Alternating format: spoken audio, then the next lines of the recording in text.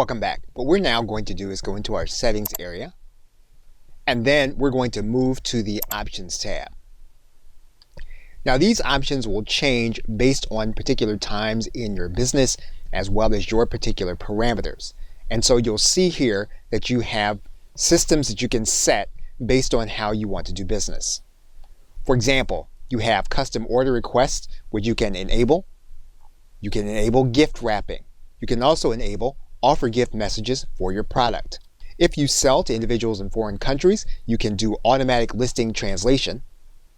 And then you can also enable your shoppers to be able to see any listings that have been sold. Or you can choose to hide these listings. At the very top, you also have vacation mode. What you can do here is set your shop to vacation mode. You can write a vacation message for your buyers.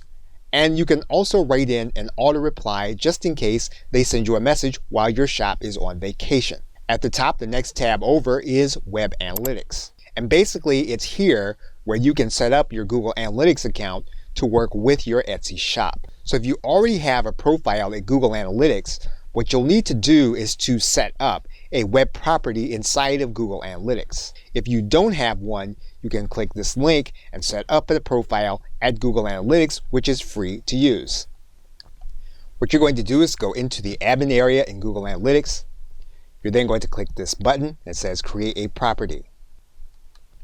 You're going to measure a web property and then click Continue. You're going to give your property a name and then you're going to give the address. Now for your website URL, you are going to want to write in your Etsy URL. And you're going to place that URL here in this dialog box.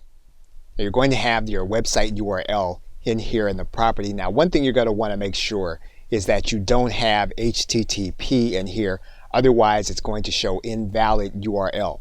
So for example, we'll just show you this here.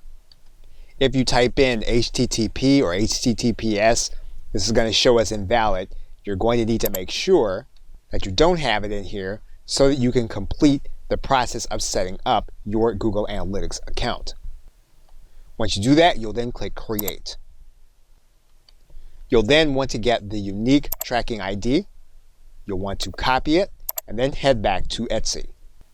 You'll want to cut and paste the web property in and then click Save. And in the next two tabs over, you have Download Data and then Closing Your Shop. You can download all of the sales information for your store and you can use it for any dates that you have available to you. And you can download that information in case you're going to be moving it to another platform or using it in some kind of analysis tool.